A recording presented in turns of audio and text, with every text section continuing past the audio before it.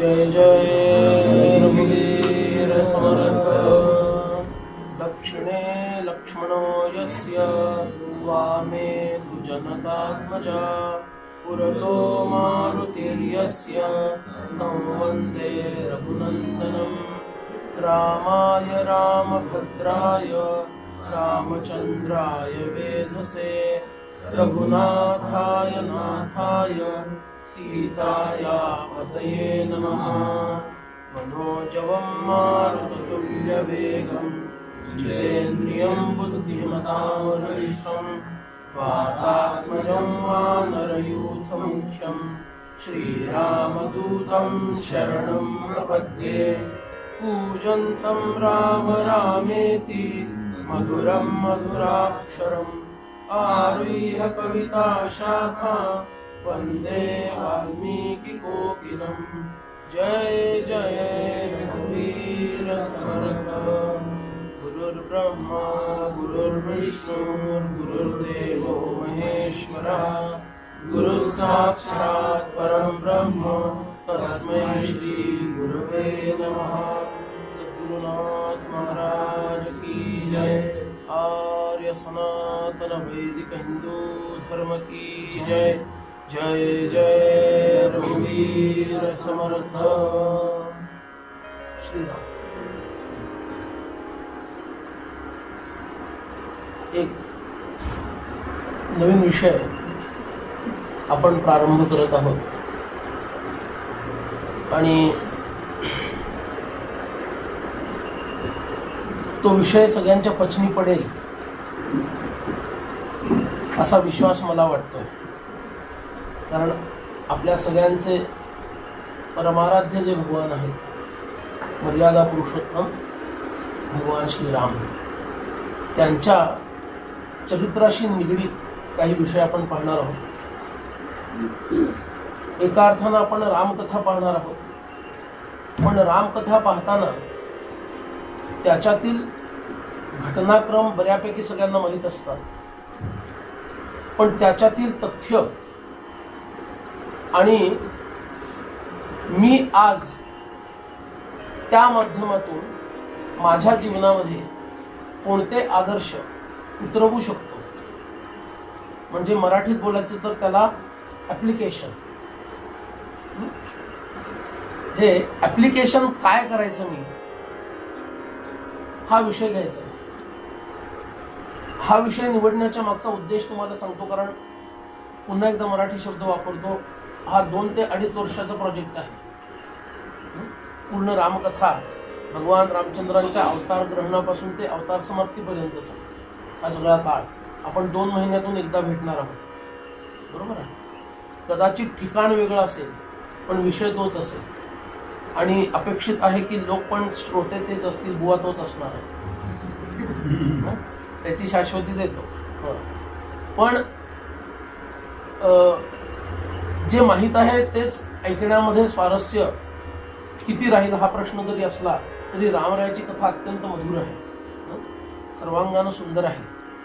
पण त्याच्यातील काही तथ्य जे आपल्याला माहीत नसतात किंवा आपण इतक्या प्रकर्षानं त्याचा विचार करत नाही, तर ती तथ्य समजून घेण्याच्या उद्देशाने आपल्याला ही कथा बघायची।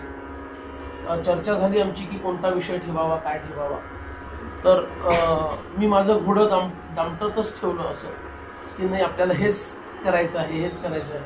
तो बिचाऱ्या सगळ्या मंडळींचा नाईलाज झाला म्हणून असा बोलतात पुरता, पण तो नाईलाज त्यांना गोड वाटणार आहे हे मला पक्क माहिती आहे। पण रामकथा सांगून त्याची गोडी काय आहे हा स्वतःचा अनुभव असल्यामुळे थोडा मी आग्रही त्या विषयावर राहिलो। त्याचं कारण भक्ती, ज्ञान, वैराग्य आपण सतत ऐकत असतो, पण त्याची पूर्वपीठिका आणि त्याची पार्श्वभूमी आमची तयार नसते, दुर्दैवानं असं म्हणावं लागतं। कारण या कलियुगामध्ये आमची कर्म इतकी बिघडलेली आहेत, इतक्या प्रमाणामध्ये आमची कर्म बिघडलेली आहे की आम्हाला भक्ती, ज्ञान, वैराग्य म्हणजे कुठल्या तरी परलोकामध्ये जाऊन करायचं काम आहे की काय असं वाटायला, इतकी ती आपल्यासाठी फॉरेन आहे, इतकी दूरची आहे। का?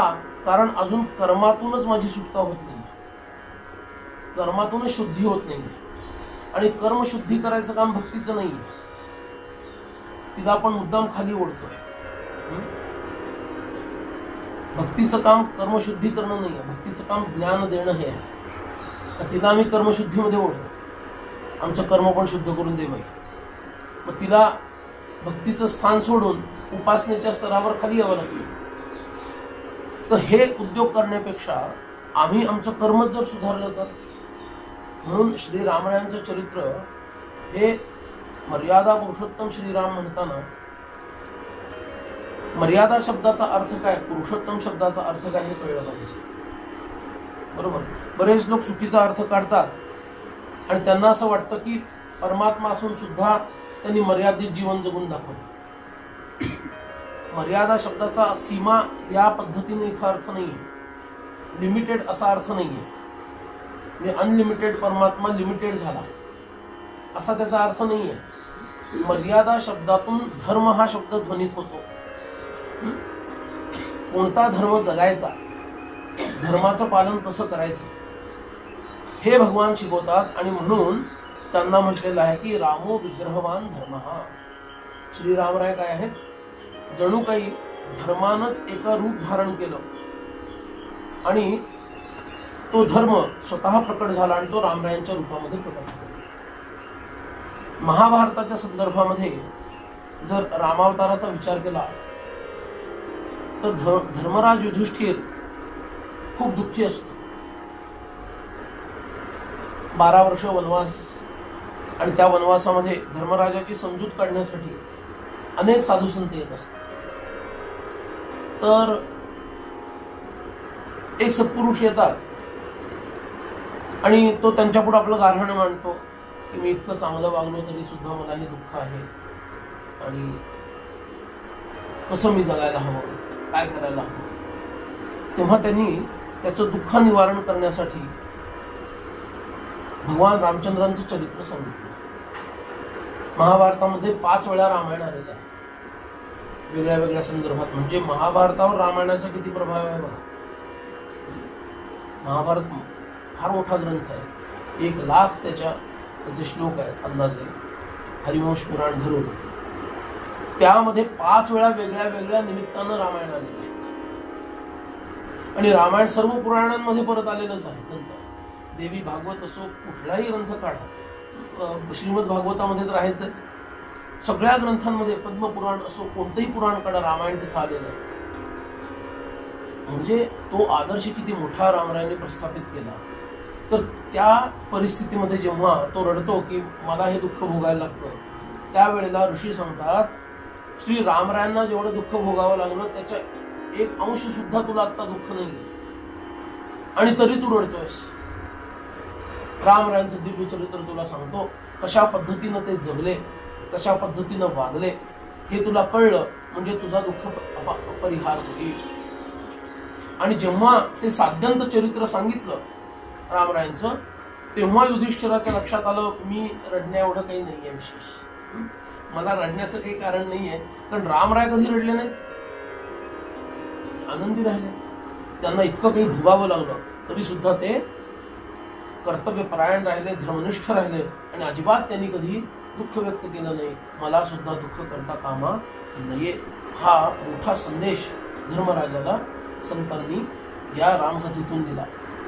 मग त्यांनी पुढचं गारहाण मांडलं, नाही माझं दुःख आता निवालं पण या द्रौपदीसाठी मला वाईट वाटतं. मग त्याच्यासाठी आणखी एक आख्यान सांगितलं. ते आख्यान आहे सावित्रीचं आख्यान. अशी आख्यानं सांगितली गेली. पण सांगण्याचा उद्देश काय आहे की स्वतः धर्मराज युधिष्ठिराला सुद्धा जेव्हा कळायचं बंद होतं तेव्हा संत त्याच्यासमोर रामचरित्र ठेवतात. हा लक्षात घेण्याचा विषय. धर्मराज युधिष्ठिर काही सामान्य आहे का? साक्षात यमधर्माचा अवतार आहे. साक्षात यमधर्माचा अवतार म्हणजे युधिष्ठिर आहे आणि त्यांचं छाया मात्र म्हणजे विदुर आहे. छाया म्हणजे विदुर आहे, धर्माची छाया म्हणजेच विदुर आहे, म्हणून त्यांना धर्मराज म्हटलं ना. पण त्यांना सुद्धा जेव्हा दुःख होतं आणि समजायचं बंद होतं त्यावेळेला रामरायांचं चरित्र त्यांच्याही समोर ठेवलं जातं. इतकं हे चरित्र मोठं आहे आणि आपण ते किती वरवर ऐकतो. ते वरचेवर ऐकावं पण वरवर ऐकू नये. आम्ही एकदाच ऐकतो आणि वाटतं आम्हाला कळलं सगळं. काय सारखं सारखं रामायण ऐकायचंय, आता आम्हाला माहिती झालं रामानंद सागरांच्या कृपेनं आम्हाला सगळं रामायण कळलं. त्यांच्या नावातच रामानंद आहे, बरोबर ना. तर असं करू नये. रामचरित्राला इतकं हलकं घेऊ नये. खूप विचार करून एक एक रामराय कसे एक एक पाऊल उचलत गेले आणि आपलं जीवन साकार कसं केलं हे आपल्याला समजून घ्यायला हवं. म्हणून शास्त्रांनी एक प्रमाण सांगितलं. त्याच्या आधीचं धर्मराजाचंच प्रमाण सांगतो, म्हणजे रामरायांच्या चरित्रावर थोडा जास्त प्रकाश पडेल. कारण धर्मराजांचा द्वापर युग, त्याच्यानंतरच्या कलियुगात आपण आहोत. म्हणून मी धर्मराजांचा मध्ये मध्ये संदर्भ का देतोय, कारण त्याच्यानंतरच्या युगातल्या लोकांनी ते फॉलो केलंय, पण त्याच्यानंतर तर आपण केलंच पाहिजे. तर धर्मराजांना धर्म कसा पालन करावा असं एकाने विचारलं तर त्यांनी चुकूनही सांगितलं नाही की मी केलं तसं करावं. स्वतः धर्मराज असताना धर्म कसा पालन करावं, धर्मराजांनी सांगितलं धर्मस्य तत्त्वं निहितं गुहायां महाजनो येन गतः सपंथाः. धर्माचं तत्व जणू काही खोल गुहेमध्ये दडवून ठेवल्यासारखं, इतकं ते खोल आहे, ते सहजासहजी समजत नाही. म्हणून आपण कितीही धर्माचा कीस पाडला तरी खऱ्या अर्थानं धर्म याचा अर्थ कर्तव्य हा आम्हाला किती कळेल आपण सांगू शकत नाही.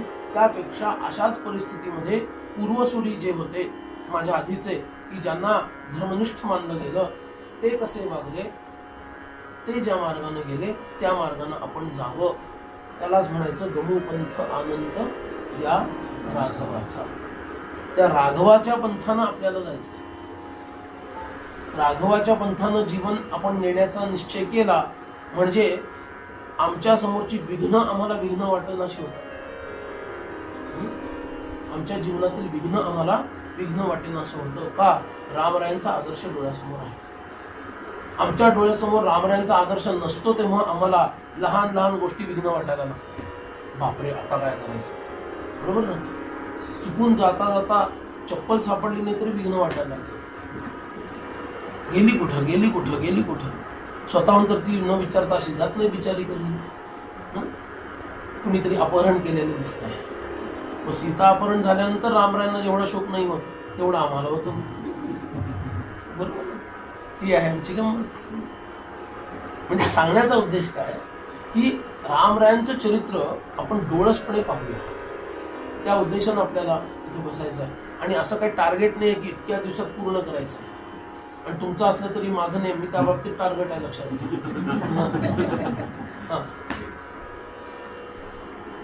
जितकं सांगावं असं छान वाटतं तेवढं सांगणार. तुम्हाला जेवढं ऐकावं असं वाटतं तेवढं तुम्ही ऐकायचं. नाही तर आपल्याकडे 2 छिद्र आहेत. You can release from any side. इकडून ऐकतं इकडून सोडू शकता, इकडून ऐकतं इकडून सोडू शकता. जेवढं आत घ्यायचं ते इथे येणार आहे, बाय ग्रॅव्हिटी ते खाली जाणार आहे, हृदयामध्ये स्थिर होणार आहे, बरोबर ना. तर लक्षपूर्वक आपण ही कथा ऐकूया. धर्मस्य तत्त्वं निहितं गुहायां महाजनो येन गतः सपंथाः. तेव्हा म्हणून शास्त्रकारांनी अजून धर्म सोपा करून सांगितला. आणि शास्त्रकार म्हणतात धर्म कोणता? श्री रामवद वर्तितव्यम स धर्मः, रावणवद वर्तितव्यम स अधर्मः. रामरायांसारखं वागणं म्हणजे धर्म आहे, रावणासारखं वागणं म्हणजे अधर्म आहे. पण रावणाकडेही खूप चांगले गुण होते. तपस्या करण्याचा गुण होता, रूप त्याचं उत्तम होतं, भयानक होतं पण तेजस्वी होता, काळा भिन्न होता. पण काळ्या रंगामध्ये जी तुकतुकी होती ती आजच्या गोऱ्या लोकांना पण नाही. आडनावाचे गोरे म्हणत नाही, रंगाचे गोरे, त्यांच्यामध्येही ती तुकतुकी दिसणार नाही, एवढा रावण प्रभावी. हनुमंतरायांनी जेव्हा पहिल्यांदा रावणाला बघितलं तेव्हा हनुमंतरायांचे विचार काय होते तुमच्याच भाषेत सांगतो. पहिल्यांदा जेव्हा रावणाला बघितलं हनुमान वॉज इम्प्रेस्ड. हा म्हणाले असा काय शत्रू भेटलाय, वा अब मजा आएगा. असा शत्रू पण कसा जरा टक्कर देणारा पाहिजे की नाही. आपल्याला टक्कर एकच माहिती, टक्कर चहा, टक्कर तो घ्यायचा, त्याच्याशिवाय आमची चक्कर बंद होत नाही डोक्यात. असा जोरदार शत्रू पाहिजे आपल्याला. रावणाला पाहिल्या क्षणी हनुमंतांच्या मनात, कारण हनुमान कसे आहेत, त्यांना शत्रूचे बल आणि शत्रूची कमजोरी दोन्ही पाहायचे. दूत आहेत ना ते, रामदूत आहेत. तर दूताला तटस्थपणे विश्लेषण करावं लागतं. यांची क्षमता कशात आहे, यांचं दौर्बल्य कशात आहे, म्हणून तटस्थपणे हनुमान रावणाकडे बघतात. आणि हनुमंतरायांनी जेव्हा बघितलं रावणाकडं, तेव्हा रावणातील अनेक गुण त्यांना दिसले. इथपर्यंत हनुमान स्वतःशीच बोलतात आणि म्हणतात, हा खरं तर इंद्र व्हायच्या योग्यतेचा आहे. बरोबर, हा खरं तर इंद्र व्हायच्या योग्यतेचा आहे. फक्त अधर्माचा हात यांनी धरला आणि इथपर्यंत घसरला. खरी योग्यता त्याची इंद्र होण्याची. हनुमान म्हणतात, अधर्माचा हात त्यांनी पकडला आणि इथपर्यंत घसरला. म्हणून अधर्माचरण करणं किती धोक्याचं आहे, किती भयंकर आहे, हे आम्ही आधी स्वतःशी खूणगाठ बांधली पाहिजे. आम्ही रामभक्त म्हणून घेणारे, आम्ही जर अधर्माचरण करायला लागलो तर कुठल्या तोंडानं त्याला तोंड दाखवायचं आपलं, आणि तो जवळ करेल का? तो म्हणणार मी धर्माची मूर्ती, आणि तू तर जीवन करताना अधर्म करतोस, आणि जेवढं काही नाम घेतोस ती सगळी शक्ती त्या अधर्म घालवण्यातच जाते. माझ्यापर्यंत तुझं नाव ऐकूच येत नाही. कसं येणार ऐकू? मी जो काही नाम घेत असेल, पूजा करत असेल, आणि काही करत असेल, दान धर्म थोडाफार काही करत असेल, ती सगळी शक्ती जर माझी अधर्माचरणानं केलेल्या पुण्याचा पापाचा क्षय करण्यामध्येच जात असेल, तर एक तरी नाम त्याच्यापर्यंत पोहोचत असेल, त्याला एकदा तरी ऐकू येत असेल आपलं नाम, सगळी शक्ती तरी इकडे जावी. म्हणून आपलं कर्तव्य हे रामभक्त म्हणून की पहिल्यांदा आम्ही आमचं कर्म शुद्ध करायला, आणि कर्म आणि धर्म यांचा थेट संबंध. स्वधर्मे निधनम श्रेयः, याचा अर्थ स्वकर्माचा त्याग न करता राहणं. इथे धर्म आणि कर्म हे शब्द पर्यायवाचक आहेत. कर्मण्येवाधिकार असते, इथं कर्म हा जो शब्द आहे तो धर्मवाचकच आहे. कर्मणी एव अधिकार ते, कर्मामध्येच तुझा अधिकार आहे. पण कुठल्या कर्मामध्ये? मनाला येईल त्या कर्मामध्ये नाही, विहित कर्मामध्ये, म्हणजेच तो तुझा धर्म. विहित कर्म करणं म्हणजेच स्वधर्माचं पालन करणं. आणि विहित कर्म न करणं मध्ये सदाचाराचं का असेना तरी सुद्धा त्याला धर्म म्हणता येत, तरी सुद्धा त्याला धर्म म्हणता येत नाही. कारण वकिली करता आणि रामललाचं मंदिर व्हावं, बरोबर ना, याच्यासाठी तुम्ही वकिली करताय असं समजा. आणि आता वकिलांनी 10 दिवस सुट्टी घेतली, तुम्हाला वाटलं मी जाऊन त्याची वकिली करावी, तिथं जाऊन. उद्देश चांगला आहे ना तुमचा, हेतू चांगला आहे. रिझल्ट काय लागेल? 10 दिवसात. त्यांनी 10 वर्षात जे केलं ते 10 दिवसात जाईल की नाही? याचा अर्थ प्रत्येक चांगलं कर्म हाही माझा स्वधर्म आहेच असं नाही. मला ज्या मर्यादेमध्ये काम दिलेलं आहे ते काम मी मनापासून करणं हा माझा स्वधर्म. म्हणजे आता तुम्ही श्रोते आहात आणि मी वक्ता आहे, तर आता जर तुमच्यातलंच कोणी बोलायला लागलं, विचार करा, रामाबद्दलच बोलतोय तो, नाही बुवा खूप छान बोलता, जरा माझं भजन ऐकून घ्या प्लीज, 5 मिनिटं मला आतून फार वाटायला लागलं, असं तो भक्तिभाव जागृत झालाय इतकं छान ऐकून, तेव्हा मला भजन म्हणावं असं वाटतंय. उद्देश चांगला आहे ना? चांगला आहे. म्हणायचं का त्यांनी आता भजन? मी त्याला काय सांगेन, फक्त 5 मिनिटं, 5 वाजेपर्यंत कळ काढ मित्रा, 5 वाजल्यानंतर मैदान तुझंच आहे, बरोबर. आता 5 नंतर मी चालू ठेवलं तर मग तुम्ही मला काय म्हणायचं? बुवा मगाशी काय बोललात? स्वधर्माचं पालन करा, 5 वाजले, आता आमची वेळ आली आहे, बरोबर आहे ना.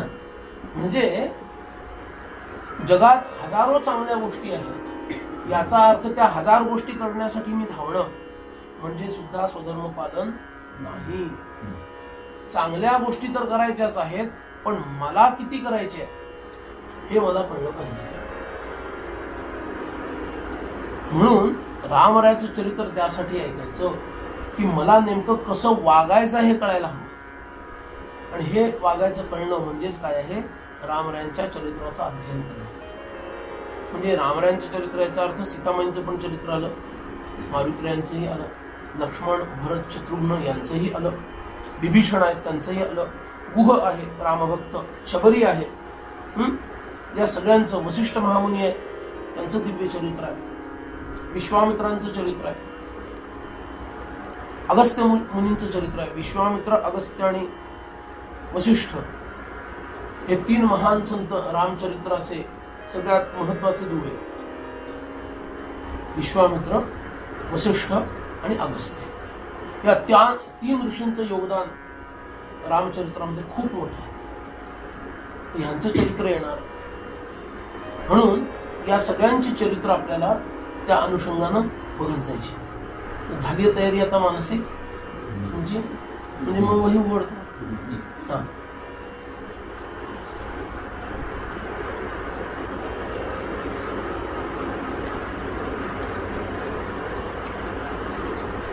आपल्या संस्कृतीमध्ये बघा, मला कथेमध्ये जेवढं सांगता येत नाही तेवढं आता सांगायला मिळणार, कळलं का?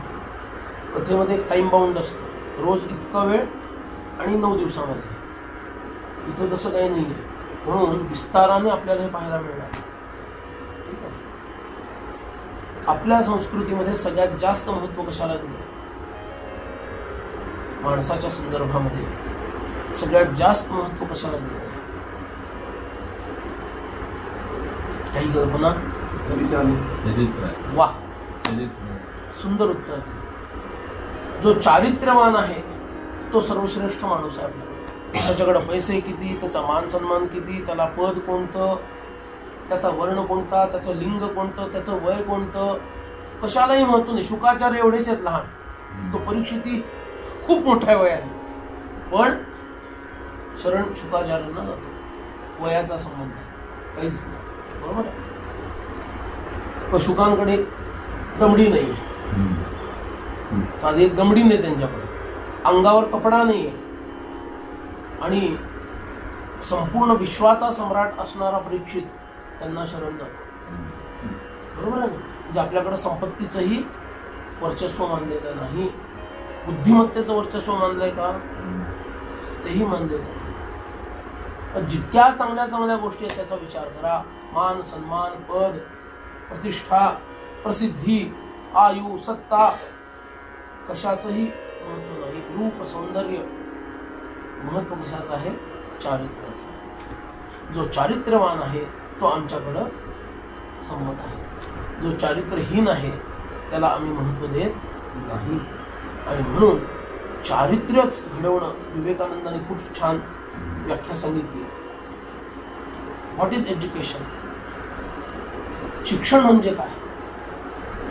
ज्या प्रणालीनं चारित्र्य घडतं त्या प्रणालीला शिक्षण असं म्हणतात. जी प्रणाली स्वीकारल्यानंतर चारित्र्य घडतं ती प्रणाली म्हणजे शिक्षण आहे. म्हणून आपल्याकडे चारित्र्य एवढं श्रेष्ठ दुसरं काहीही नाही. चारित्र्य घडवणं म्हणजेच शिकवणं. पोट भरायची विद्या देणं म्हणजे शिकवणं नाही. रामकृष्ण परमहंसदेव आणि भगवान श्रीधर स्वामी या दोघांनी हे उत्तर दिलं, मला ही विद्या नको. ठाकूर म्हणायचं डाळ तांदळ देणारी विद्या नको, डाळ तांदळाची विद्या मला नको, मला आत्मज्ञान देणारी विद्या हवी. आणि श्रीधर स्वामींनी सुद्धा जे पुणे सोडलं ते यासाठी सोडलं. इथं डाळ तांदळाची विद्या भरपूर आहे, पण आत्मज्ञान देणारं इथं काही नाहीये. आणि म्हणून त्यांनी पुणे सोडलं आणि सज्जनगड गाठलं. म्हणून चारित्र्य, पण आपण काय करतोय, एकीकडे रामभक्त म्हणतोय आणि दुसरीकडे मात्र डाळ तांदळाची विद्या चुकूनही आमच्या मुलाची सुटता कामा याची उत्तम व्यवस्था लावून आहे ना. म्हणजे दुटप्पी जीवन आहे आमचं की नाही आहे सांगा. मग हा दुटप्पीपणा घेऊन रामरायांच्या जवळ जावं आणि त्यांनी आम्हाला जवळ करावं. का करावं जवळ? का करावं? का होत नाही असं? कारण प्रवाह पतित होऊन प्रवाहाच्या भयानं आम्ही जीवन जगत असतो. आम्हाला रामरायांच्या आश्रयाचा विश्वास वाटत नाही, आपल्या गुरुदेवांच्या आश्रयाचा विश्वास वाटत नाही, त्यांनी दिलेल्या नामाचा तर अजिबात वाटत नाही. थोडं कठोर बोलतोय, क्षमा करा. अजिबात वाटत नाही. प्रवाह पतित होणं हे पारमार्थिक माणसाचं काम नाही, हे सामान्य लोकांचं काम नाही. अरे आम्ही वेगळे आहोत ना, म्हणून तर पारमार्थिक आहोत. मीराबाईंनी काय सांगितलं, नका आमच्या वाटे येऊ, नाहीतर वाटे तुम्हाला. ही शक्ती आली कुठून त्यांच्या? बालविधवा असणारी ती मुलगी 350 वर्षापूर्वीचा विचार करा, आजची परिस्थिती नाही. आजही किती भीषण अवस्था आहे. आता घरात पण मुलगी सेफ नाही, स्वतःच्या घरातच मुलगी सेफ नाही तर जगात कुठे राहू शकते, अशी आजची परिस्थिती. पण 350 वर्षापूर्वी ती बालविधवा असणारी स्त्री म्हणू शकते की नका वाटे आमच्या येऊ, नाहीतर वाटे तुम्हाला. कुठून आली ही शक्ती? ही शक्ती आली गुरूंच्या पाठबळावर विश्वास, गुरूंनी दिलेल्या नामाबद्दल विश्वास आणि भगवंताबद्दल विश्वास. म्हणून गुरु, ग्रंथ आणि गोविंद या तिघांवर विश्वास हवा. आपल्या गुरूंवर, आपल्या या ग्रंथ परंपरेवर आणि गोविंद म्हणजे भगवंतावर. ते 3 गकार याच्या जीवनात आले, त्याचं जीवन सार्थ झालं. पण आम्हाला या तिघांना सोडून बाकीच्या अनेक ठिकाणी आमचा विश्वास असतो. बरोबर आहे ना? बघा, एक एक आता उलगडतच जाणार आहे. कारण प्रत्येक मुद्दा आपल्या जीवनाशी आपण लावून बघायचा की अमुक वेळेला मी कसा वागलो, कशाला महत्व दिलं, कुठं कॉम्प्रोमाइज केला. हे पाहता पाहता लक्षात येईल की बापरे, माझं सगळं कॉम्प्रोमाइज हा परमार्थाच्या बाबतीतच आहे. धर्माचरणाच्या बाबतीतच सगळं जीवन कॉम्प्रोमाइज करण्यात गेलं. म्हणजे कॉम्प्रोमाइज कोणाशी केला? अधर्माशी केला. नको, अधर्मा तू जा बाबा पुढं, मी माझा धर्म मागं घेतो. हेच होत आलं. आता इथून पुढं ते नाही झालं. म्हणून चारित्र्य निर्माण करणं हे रामचरित्राचं सगळ्यात महत्वाचं लक्षण आहे. आणखी एक महत्वाचं लक्षण, सर्व अवतार एका बाजूला आणि राम अवतार एका बाजूला. असं काय आपण तुम्ही राम भक्त आहे म्हणून इतर अवतारांना कमी लेखणं हा उद्देश नाहीये. वैशिष्ट्य काय हे सांगतो. त्या परमात्म्याचे सगळे अवतार आहे, पण प्रत्येक अवताराचं प्रयोजन असतं. बरोबर आहे? मर्यादा पुरुषोत्तम शब्द विचारात घेतानाच त्याच्या मागे काहीतरी उद्देश आहे असं म्हणतात. रामावताराचे 2 विशेष आहेत. एक विशेष आहे तो म्हणजे हा एकमेव अवतार की ज्याने सर्वांना बरोबर नेऊन मुक्त केलं. पुरी वाहिली सर्व जेणे विमानी, नुपेक्षी कदा राम दासा विमानी.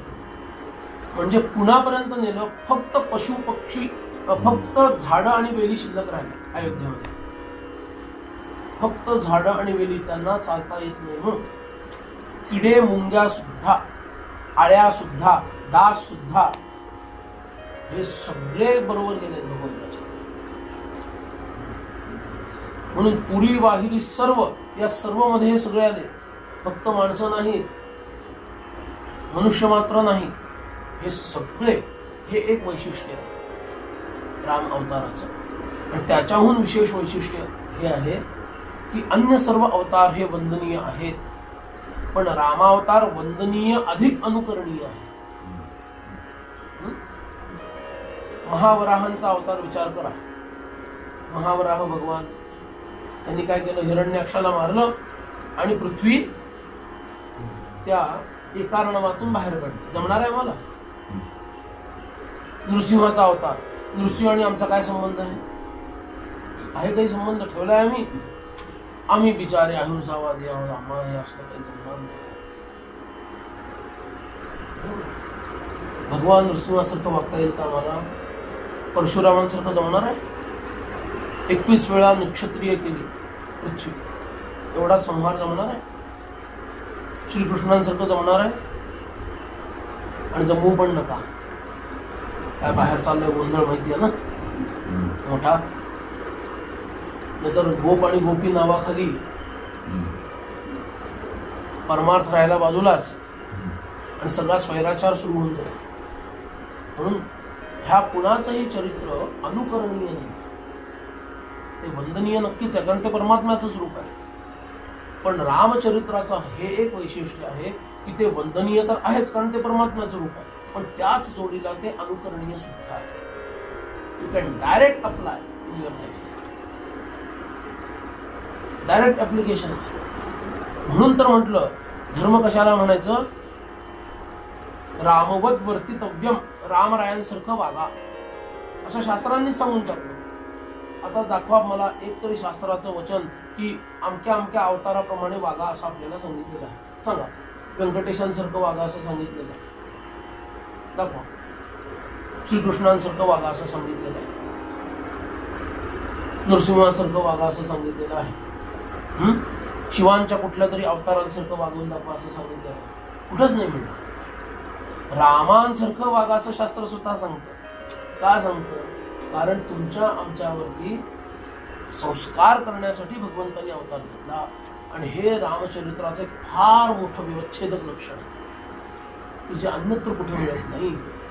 आणि म्हणून रामरायांनाच आदर्श मानलेला आहे, तोच आपला परम आदर्श आहे, त्याच्यासारखंच वागलं पाहिजे.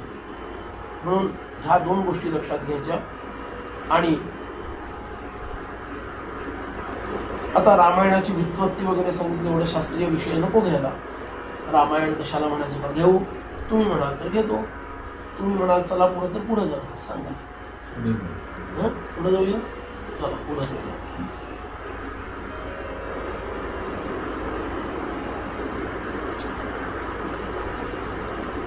थोडक्यात रामायणाबद्दल सांगतो.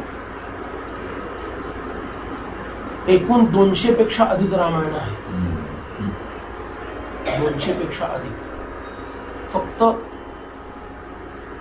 वाल्मिकींचं रामायण हे आद्य मानलं जातं, त्याच्यावर आधारित अन्य रामायण आहे, वाल्मिकींच्या रामायणावर आधारित. वाल्मिकींनी एकूण 4 रामायणं लिहिली असं सांगितलं. पहिलं हे ज्याला वाल्मिकीय रामायण व आदिकवींनी लिहिलेलं रामायण. दुसरं त्यांनी जे लिहिलं त्याला आनंद रामायण असं म्हणतात, ज्याच्यातून आपल्याला रामरक्षा मिळाली, ते आनंद रामायण आहे. हे दुसरं रामायण, ते भक्ती प्रधान आणि त्यामध्ये माधुर्य भक्तीचं प्राधान्य आहे, असं ते आनंद रामायण आहे. खूप प्रसिद्ध आहे, संत सत्पुरुषांमध्ये अत्यंत लोकप्रिय आहे. त्या व्यतिरिक्त आणखी एक रामायण आहे जे वाल्मिकींनी लिहिलं, ते आहे अद्भुत रामायण. त्याच्यामध्ये शक्तीचं महात्म्य सांगितलं आहे, शिवशक्ती. याच्यातला जो शक्ती हा प्रकार आहे म्हणजे देवी तत्व, सीता हीच जगदंबा आहे. ह्या रूपामध्ये अद्भुत रामायणामध्ये सीतेचं महात्म्य काय आहे हे वाल्मिकींनी सांगितलं आहे. व त्याच्यात सहस्र रावण वगैरे या कथा आहेत. तर हे अद्भुत रामायण आहे. आणि आणखी एक रामायण त्यांनी लिहिलं, त्याला म्हणतात योग वासिष्ठ महारामायण. हे योग वासिष्ठ महारामायण याचे कवी स्वतः लेखक वाल्मिकी, पण हे पूर्ण वेदांतपर रामायण आहे. त्याच्यातील वाल्मिकी रामायण जो ऐतिहासिक भाग आहे तो आपण पाहणार आहोत. तो भाग आपण पाहणार आहोत. भारतातील सर्व भाषांमध्ये रामायण आहे, परदेशी भाषांमध्ये रामायण आहे. सयाम, कंबोडिया, चीन, तिबेट, श्रीलंका, ब्रह्मदेश, जावा, सुमात्रा इथंही रामायणाचा प्रभाव दिसतो. इथेही रामायण त्यांची. पण त्याच्यामध्ये ते राक्षसाला त्यांचा कुठला तो प्राणी आहे तसं दाखवतात. काय आहे म्हणतात त्याला, ड्रॅगन सारखा तो राक्षस दाखवतात. म्हणजे इथपर्यंत या रामायणाचा प्रभाव आहे. इतकंच नव्हे, बौद्ध धर्मामध्ये रामायण, त्याचं नाव आहे दशरथ जातक. जैन धर्मामध्ये रामायण आहे, त्याला म्हणतात पद्मचरित्र. रामायणाने कुणालाच सोडलं नाही, सगळ्यांना व्यापून ठेवलेलं आहे. सगळ्या पंथोपपंथांमध्ये रामायणाचा प्रभाव आहे. आता रामायणाचं महात्म्य थोडक्यात सांगतो, जे वाल्मिकींनी स्वतः सांगितलं. त्या व्यतिरिक्त पुराणांनी काय सांगितले तेही ऐका, म्हणजे आपण कोणतं चरित्र ऐकणार आहोत हे लक्षात येईल आणि ते किती लक्षपूर्वक आणि किती महात्म बुद्धी ठेवून ऐकायला हवं, हे नाही मला हे माहिती आहे असं न करता किती लक्षपूर्वक आणि महात्म बुद्धी ठेवून ऐकायला हवं, याच्यावर थोडा तुम्हाला विश्वास बसेल. वाल्मिकी म्हणतात, इदम पवित्रम पापघ्नम पुण्यम वेदैश्च संहितम. हे अत्यंत पवित्र असं चरित्र आहे. सर्व पापाचा नाश लक्षपूर्वक जर ऐकला तर होतो आणि वेदांना संमत असणारं हे चरित्र आहे. वेदांचंच म्हणून वेदोपबृंहणम असं एक म्हटलेलं आहे. वेदांनाच प्रकट करण्यासाठी रामायण लिहिलं गेलं. वेदातलं जे तत्व सूक्ष्म आहे, जे सगळ्यांना कळत नाही, तेच समजावं म्हणून वाल्मिकींचं रामायण लिहिलं असं वाल्मिकी स्वतः सांगतात. हे या रामायणाचं वैशिष्ट्य. तुमच्या कामाची गोष्ट पण ते सांगतात. 2 महिन्यातून एकदा ऐकलं तर काय मिळतं? नाही, असं काही नाहीये.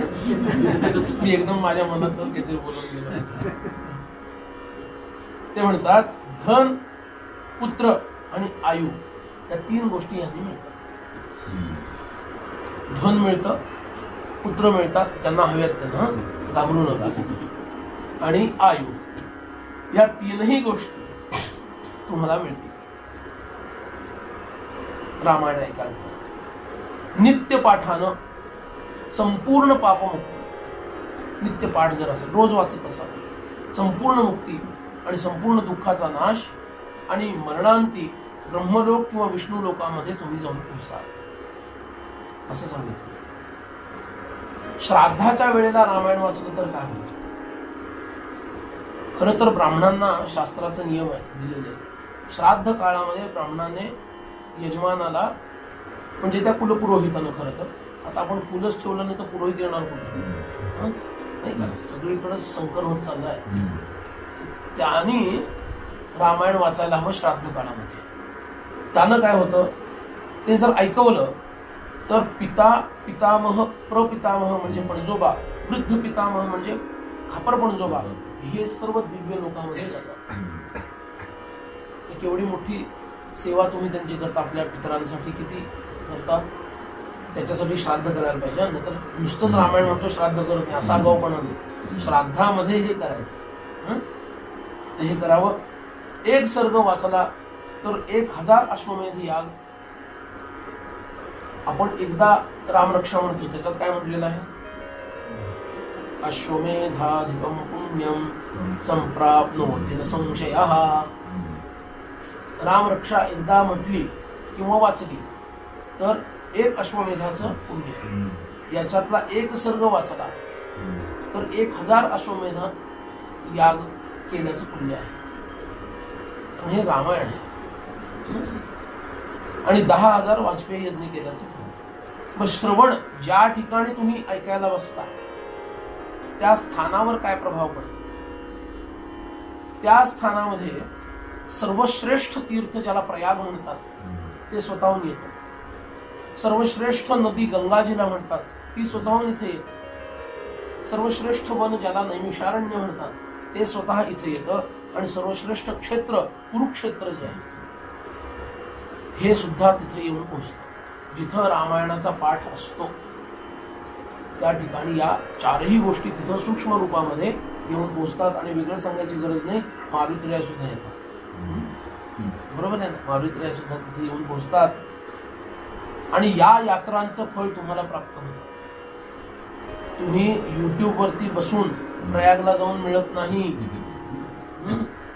युट्यूब वरती प्रयागराज बघितलं, युट्यूब वरती नैमिषारण्य बघितलं, त्यांनी मिळणार नाही, ह्यानी मिळेल घर बसल्या. ठीक आहे.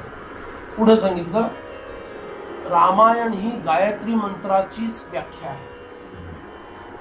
बघू तो विषय कसा आहे तो आपण पुढे गेल्यानंतर. गायत्री मंत्राचीच व्याख्या. सर्वश्रेष्ठ मंत्र कोणता आहे वेदातला?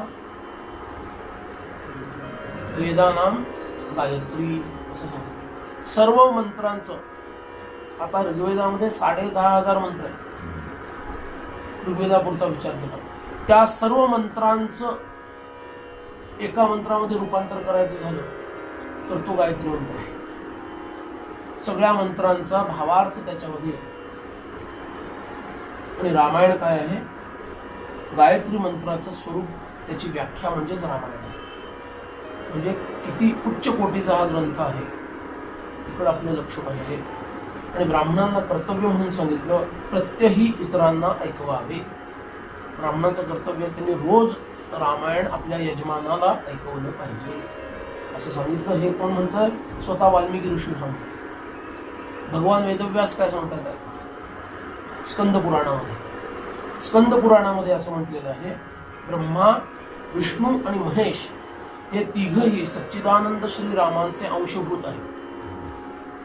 ब्रह्मा, विष्णू, महेश तिघही सच्चिदानंद श्री रामप्रभूंचे काय आहेत? अंशभूत आहेत. हे भुक्ती मुक्ती प्रदायक आहे. फक्त मुक्ती देत नाही, मुक्ती पण देतात, भोग सुद्धा देतात. पण ते भोग कसे आहेत? दिव्य भोग देतात, तुच्छ भोग देतात. दिव्य भोग देणारं हे रामायण आहे. आणि मुक्ती तर ते देतच. जन्म, जरा आणि मृत्यू यांच्या भयापासून मुक्त करणार आहे.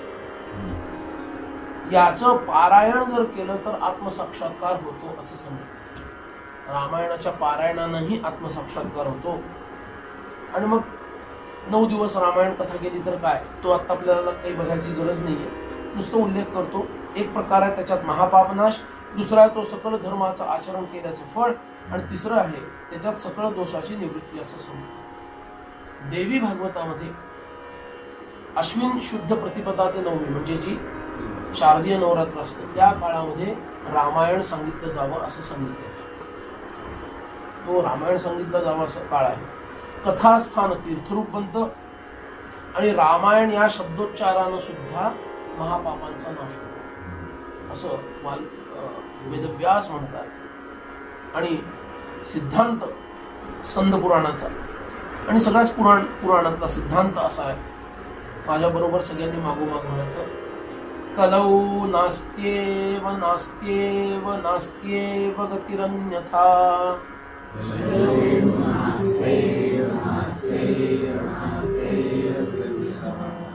कलौ नास्त्येव नास्त्येव नास्त्येव गतिरन्यथा.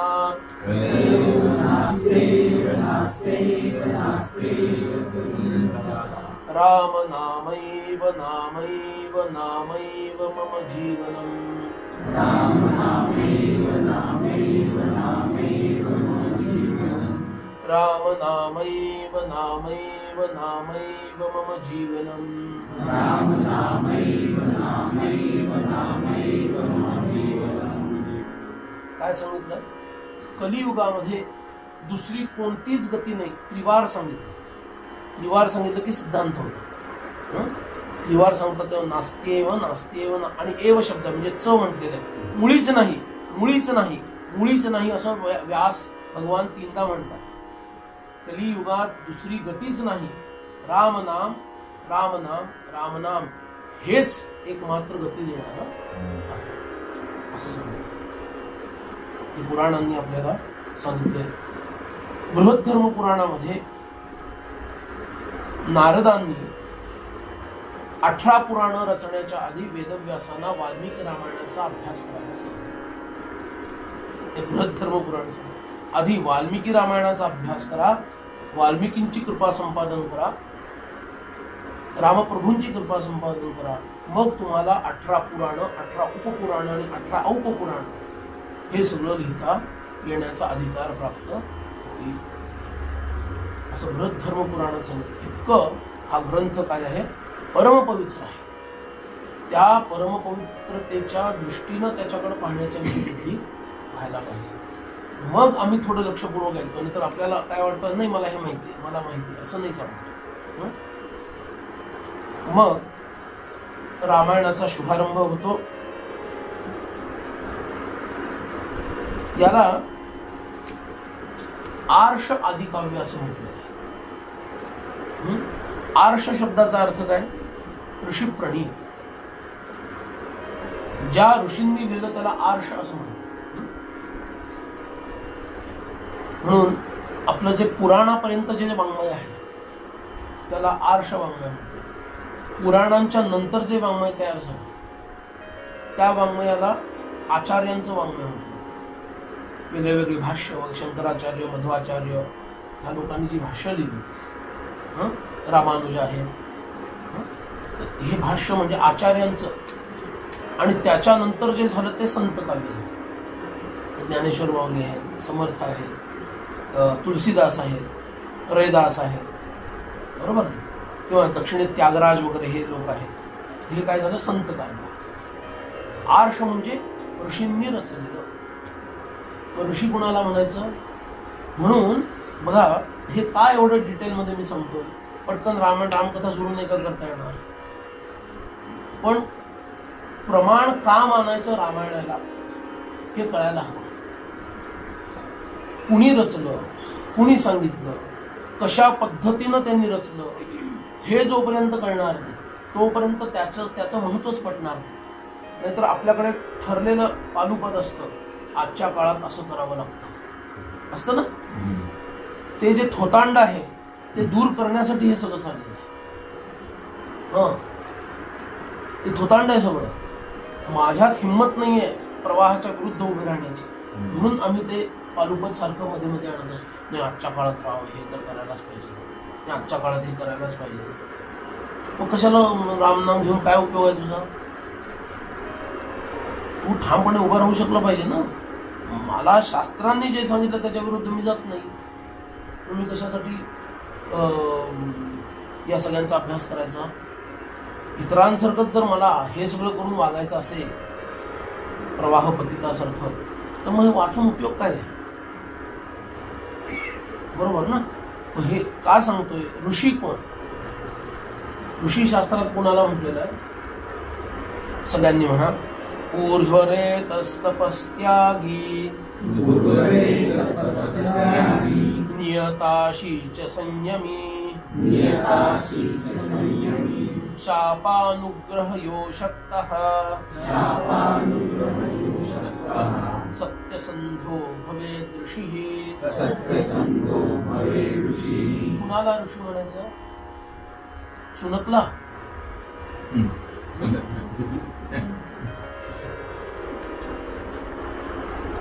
मी 4-4 महिने पेपर वाचत नाही तरी मला हे माहिती आहे. आणि तुम्ही कायम त्याच्यातच असता तरी तुमची रिस्पॉन्स मला येत नाही. 5 जवळ आले वाजायला म्हणून का? नाही ना. कुणाला ऋषी म्हणावं? जो ऊर्ध्वरेता आहे. अर्थ कळला तुम्हाला? जो तपस्वी आहे, ज्याच्या जीवनामध्ये त्यागाला श्रेष्ठ स्थान आहे, भोगाला नाही, त्यागाला श्रेष्ठ स्थान आहे. जो तपस्वी आहे, ऊर्ध्वरेता आहे, त्यागाला श्रेष्ठ स्थान आहे. नियताशी म्हणजे जो प्रमाणबद्ध खातो. खारे शेंगदाणे, खारे शेंगदाणे म्हणून शेंगदाणेच म्हणतात म्हणून मी खातो येता जाता. खारे शेंगदाणे बरोबर असं नाही. दिवसातून 2दा किंवा 3दा, शक्य झालं तर 1दा. तुमच्यासाठी नाही बरं का, भरपूर खायचं. शक्य झालं तर 1दा. असा जो नियताशी, अशन म्हणजे खाणं, जे नियंत्रित आहे. आणि काय खावं काय न खावं, कुठं खावं कुठं, ते जास्त महत्वाचं. कुठं खावं कुठं न खावं हेही आलं, किती आलं, कसं, टीव्ही बघत बघत, ह्याचं नियंत्रण ज्याच्याकडे आहे. आणि जो संयमी आहे. संयमी कुठल्या अर्थानं? कामक्रोध लोभ मोह मद मत्सर या सगळ्या बाबतीत संयम ज्याचा आहे. योगशास्त्राच्या संदर्भामध्ये जर संयम शब्दाचा अर्थ घेतला तर धारणा, ध्यान आणि समाधी ज्याला साधल्यात त्याला संयम म्हणतो. त्याच्या खाली नाही. धारणा, ध्यान आणि समाधी या 3 गोष्टी ज्याला साधल्या त्याला संयम साधल्याचं योगशास्त्र सांगतं. या तिघांना मिळून संयम म्हटले. किती त्याची तयारी पाहिजे? समाधीपर्यंत तो पोहोचणारा पाहिजे. शापानुग्रह येऊ शकता. हा आपल्याकडे छान म्हण आहे मराठी. कोणती? कावळ्याच्या शापानं काऊ मरत नाही.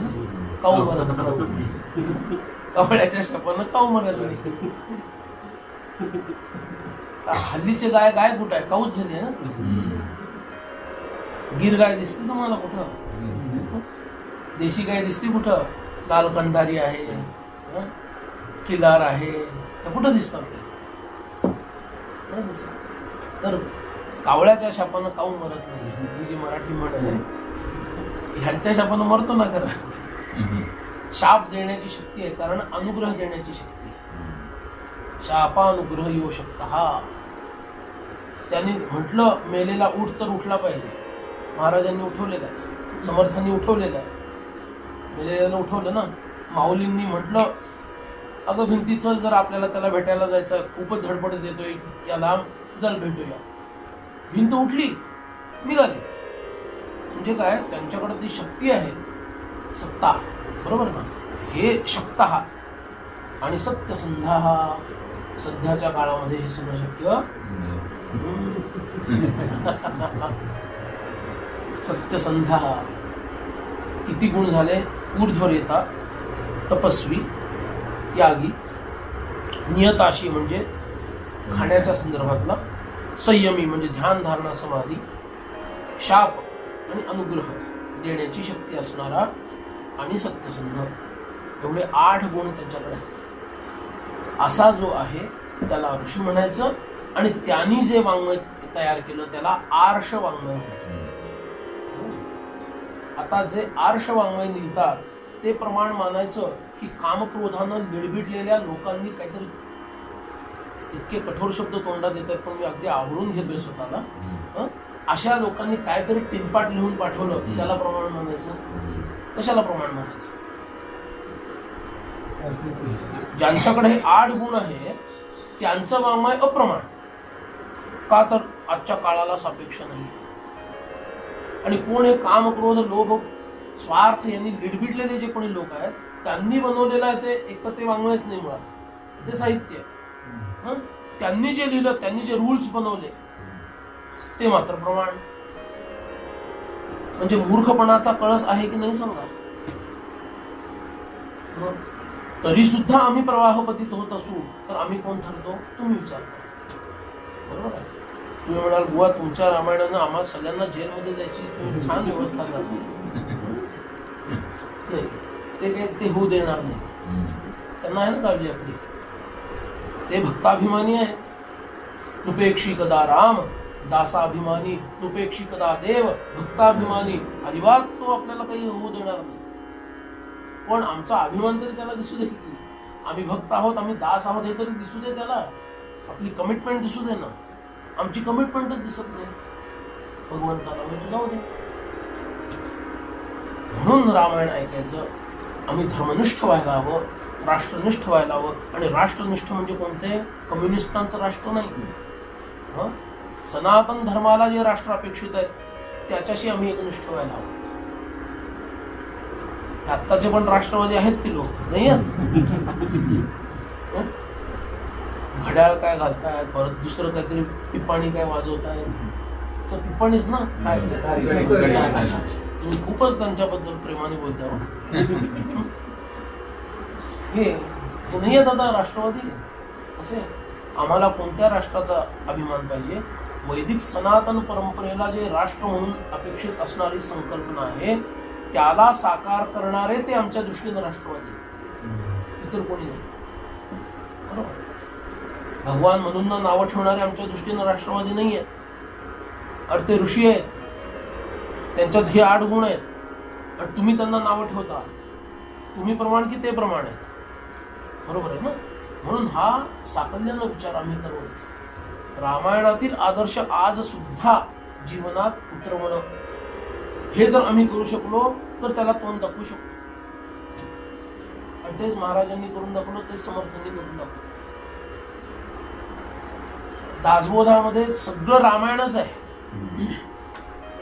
तुम्ही एकदा रामायण वाचा वाल्मिकींचं आणि दासबोध वाचा, लगेच तुम्हाला लक्षात येईल सगळं रामायणच लिहिलेलं आहे त्याच्यात. फक्त कथा बाजूला काढली, बस. कथा बाजूला काढली आणि सगळं रामायण, सगळं महाभारत म्हणजे दासबोध. लगेच दिसेल तुम्हाला. पण त्यांना जे प्रमाण आहे ते आज आम्हाला अप्रमाण जर व्हायला लागलं आणि तरी आम्ही त्यांना आपले गुरु आणि काहीतरी मानायला लागलो तर मग किती विरोधाभास आपल्याच मनामध्ये आहे.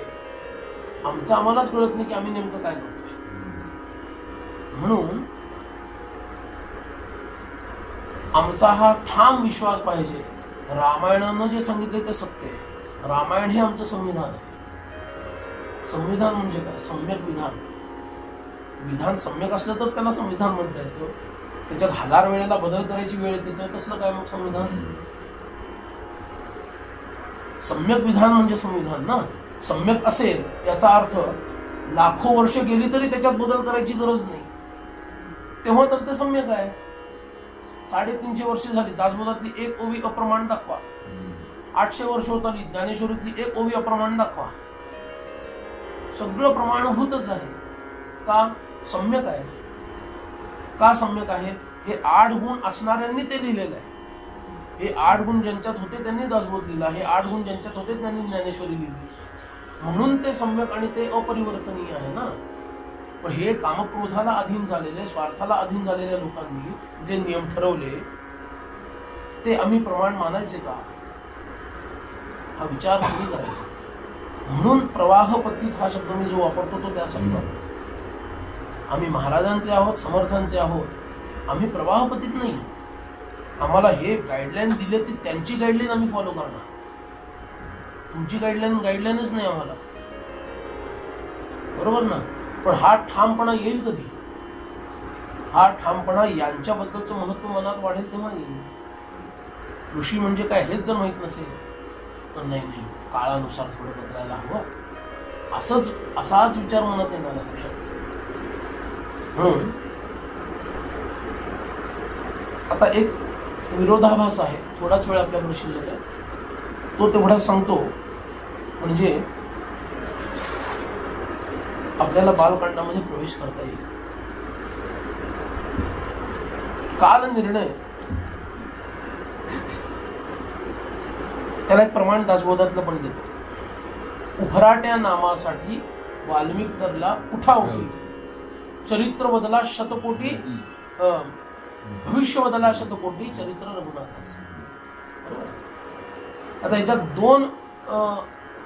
दोन मुद्दे असे आहेत की जे नीट समजून घ्यायला हवेत आणि ह्याच्यावरूनच सगळं वैदिक, शास्त्रीय, पौराणिक वाङ्मय आपल्याला समजून घ्यावं लागतं, नाहीतर गोंधळ होतो.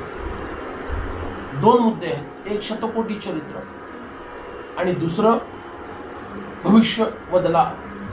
हे वाल्मिकींनी आधी लिहिलं आणि रामायण नंतर झालं. ठीक आहे.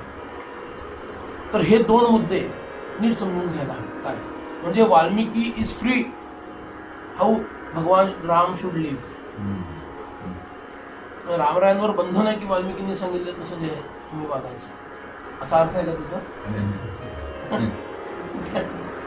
नाही का? आधी जर यांनी लिहिलं तर रामरायांवर बंधन आहे की वाल्मिकींनी लिहिलं तसंच मला वागायचं, बरोबर ना? असं रामराय बंधनात आहेत का? मग ते कसले भगवान? बरोबर. मग हे नेमकं काय? आणि सगळे तर सांगतात आधी वाल्मिकींनी लिहिलं नंतर रामायण घडलं, अमुक तमुक सगळं, आणि परत शतकोटी प्रविस्तरम एक अक्षरम पुंसाम, बरोबर ना? आता वाल्मिकींचं तर 24,000च आहे. वाल्मिकींचं रामायण 24,000 श्लोकांचं आहे. मग 1 कोटी 100 कोटी कुठून आले एकदम मध्येच? शतकोटी प्रविस्तरम, कारण ते आनंद रामायणात दिलं ना तसं. कुठून आलं हे सगळं? तर हे नीट समजून घ्यायला हवं. पहिला 100 कोटीचा निकाल लावू, नंतर भविष्य बदला ते बघू. महाभारत पण असंच आहे.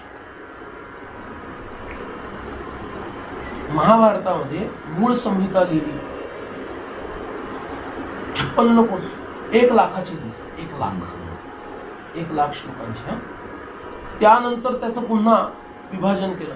56 लाख, 56,000, 24,000, 23,000, चुकलो, 56 लाख, 24 लाख, 23 लाख आणि 1 लाख. आणि वेगळ्या वेगळ्या लोकांमध्ये वेगळे वेगळे वक्ते ते महाभारत त्या लोकांमध्ये सांगतात. आणि 1 लाखाची संहिता आपल्यासाठी ठेवली मृत्यू लोकांसाठी. ते म्हणाले हे वाचलं तरी तुमच्यासाठी खूप आहे, it is more than enough. 1 लाखाची संहिता. तसंच वाल्मिकी रामायणासाठी 24,000 श्लोक मर्त्य लोकांसाठी. शतकोटी प्रविस्तर भगवान शिव स्वतः सांगतात. त्या शतकोटी प्रविस्तर रामायणाचा वक्ता कोण आहे? भगवान शिव स्वतः सांगतात. आणि श्रोत्यांमध्ये मुख्य पार्वती आणि इतर ऋषीमुनी आणि शिवगण हे त्याचे श्रोते. पण शतकोटीचा हिशोब हा असा आहे. ते रामायण इतकं सूक्ष्म हे शिवच सांगू शकतात, बाकी कोणाला ते सांगता येत. त्याच्यात ते सूक्ष्म भाग बरोबर आहे.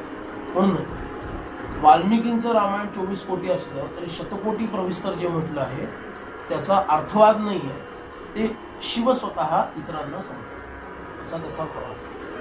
आणि आता भविष्यवदला याच्यामध्ये वाल्मिकी रामायणातलाच एक संदर्भ आपल्याला घ्यावा लागेल. कृत्वा तुतम महाप्राज्ञः स भविष्यम सहोत्तरम. उत्तर रामायणामध्ये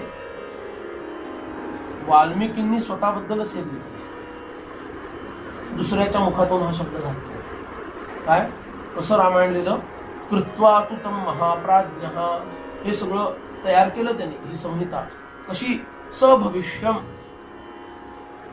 आणि सहोत्तरम, उत्तर चरित्रासहित भविष्यकालीन रामराय 11,000 वर्षापर्यंत काय करतील हे सगळं त्यांनी रामायणात लिहिलं. 11,000 वर्ष पुढे काय करणार आहेत हे सगळं त्यांनी लिहिलं. आणि लिहिलं कधी रामायण? सीतामाईंचा त्याग झाल्यानंतर सीतामाई ज्या वेळेला लक्ष्मणांद्वारे वाल्मिकींच्या आश्रमात सोडल्या जातात आणि सीतामाईंचं आगमन ज्या वेळेला शुभ आगमन होतं वाल्मिकींच्या आश्रमात, त्याच पहाटे ब्रह्मदेवांनी त्यांना दर्शन देऊन रामचरित्र लिहायला घे असं सांगितलं असतं. त्या पहाटे रामचरित्र लिहायला घे आणि असं सांगून ते जातात आणि सीतामाईंचं आगमन होतं. म्हणजे साक्षात जगदंबा तिथे येऊन पोहोचली. हा किती शुभ संकल्प त्यांना झाला, किती चांगला संकेत त्यांना मिळाला. आणि तिथून त्यांनी लिहायला सुरू केलं. तोपर्यंत कुश आणि लव मोठे झाले, लिहून पूर्ण झालं. आणि आता हे कुणाला शिकवायचं म्हणून विचार करतात, तोपर्यंत गुरुजी असं म्हणून ती मुलं समोर आहेत. आणि भगवंताची ही इच्छा दिसती या मुलांनाच हे शिकवावं त्यांच्या पित्याचं चरित्र. आणि म्हणून ते सगळ्यात पहिल्यांदा शिकवलं कोणाला? कुश आणि लवांना शिकवलं रामायण. आणि आता तुम्ही जायचं अयोध्येमध्ये आणि अयोध्येमध्ये जाऊन हे रामायण सगळ्यांना ऐकवायचं. पण ते लिहिलं कुठेपर्यंत? हे सगळी घटना घडली कधी? 42व्या वर्षी रामराय परत आले असं समजा. 16व्या वर्षी धनुर्भंग म्हणजे विवाह, पुढे 12 वर्ष अयोध्येमध्ये राहिले म्हणजे 28 वर्ष, पुढे 14 वर्ष म्हणजे किती? 42 झाले ना. 42 वर्षानंतर सीतामाई परत आल्या, गरोदर राहिल्या, त्याच्यात 1-2 वर्ष गेली असं समजा, फार तर 1 किंवा 2 वर्ष गेली म्हणजे किती झालं? वय 44 बरोबर. नंतर त्यांचा त्याग झाला आणि ही मुलं 8 ते 10 वर्षाची झाली असं समजा. किती झालं मग वय? झालं 52-54 काहीतरी वय झालं, 55 धरा. तेव्हा लिहिलेलं आहे. पण कुठेपर्यंत लिहिलं? अवतार समाप्तीपर्यंत लिहिलं. म्हणून सभविष्य, भविष्यासहित चरित्र, अवतार ग्रहणापासून भविष्यापर्यंतचं सगळं चरित्र. म्हणजे तो समकालीन, हे समकालीन डॉक्युमेंट आहे. It is a contemporary document. आजच्या काळात बोलायचं तर it is a contemporary document, पण त्याच्यामध्ये भविष्यकालीन सगळं दिलं. असं हे सभविष्यम लक्षात ठेवायचं. असं नाहीये की रामरायांना सगळं बंधन आहे, यांनी असंच वागायला हवं. मग आणखी एक उपप्रश्न निर्माण होतो, मग भविष्य काळातलं जे लिहिलं त्याच्यावर बंधन होतं का? आता आपण चिकित्सक पुण्यातले लोक आहे ना, ते आपलं दाखवायला पाहिजे ना पुणेकर आपण आपलं. तसा त्याचा अर्थ नाहीये. त्याचा अर्थ असा आहे, भगवान जसं वागतील हे आधी लक्षात घेऊन त्यांनी तसं लिहिलं. रामराय तुम्ही असं वागणार आहात हे आधी लक्षात घेऊन कसं लक्षात घेतलं? उद्या शब्दाला तोंडात पुढच्या वेळेस आपण हा विषय बघणार आहोत. समाधी अवस्थेमध्ये जे दिसलं ते त्यांनी लिहिलं. कळलं? वाल्मिकींनी जे लिहिलं ते असं नाही लिहिलं सुचलं त्यांना काहीतरी नाही लिहितात. समाधी अवस्थेमध्ये गेल्यानंतर जे दिसलं त्यांना तसं त्यांनी लिहिलं. म्हणून हे प्रमाण आहे. हे आत्ताचे जे कोणी काही लिहितात ते प्रमाण का नाहीये? स्वार्थप्रणीत, रागद्वेषयुक्त, कामक्रोधांवर अजिबात नियंत्रण नसणारे आणि जीवनाचं कुठलंही उत्कट ध्येय नसणारे भोगवादी लोकांनी लिहिलेलं वाङ्मय शब्द चुकून बोललो, साहित्य हे कधीही आम्हाला प्रमाण होऊ शकणार नाही. हा विश्वास आपण आपल्याला स्वतःला द्यायला आणि मग आपलं जीवन कसं जगायचं हे ठरवायचं. म्हणून हे रामरायाचं दिव्य चरित्र जितकं शक्य आहे तेवढं आपण पाहण्याचा प्रयत्न करू. आणि नंतर तुम्ही सांगा मला ह्याच पद्धतीने जायचंय की कसं जायचंय. आत्ताच काही माझ्यासमोर तर तुम्हाला असंच जायचं असं वाटणार, म्हणावंच, बरोबर नाही. पण माझं असं मत आहे की याच्यातून ग्राह्य भाग मला काय, मी कसं जगायचं हे कळलं पाहिजे. त्यात तत्व कळलं पाहिजे. कथानक सगळ्यांना माहिती आहे, याला सांगायला सांगितलं तरी हा सांगेल, पण त्याच्यातला ग्राह्यांश आज मी कसं अप्लाय करायचं माझ्या जीवनात हे मला कळलं पाहिजे. म्हणून आपण हे बघणार. ठीक आहे. तर अशा पद्धतीने आपण हे रामायण बघूया आणि रामरायांची कृपा आपल्यावर होऊ दे अशी प्रार्थना करूया. एक 12-13 वेळा रामनाम घेऊ आणि थांबू. जय जय रघुवीर समर्थ श्रीराम जय राम जय जय राम श्रीराम जय राम जय जय राम श्रीराम जय राम जय जय राम श्रीराम जय राम जय जय राम श्रीराम जय राम जय जय राम श्रीराम जय राम जय जय राम श्रीराम जय राम जय जय राम श्रीराम जय राम जय जय राम श्रीराम जय राम जय जय राम श्रीराम जय राम जय जय राम श्रीराम जय राम जय जय राम श्रीराम जय राम जय जय राम श्रीराम जय राम जय जय राम.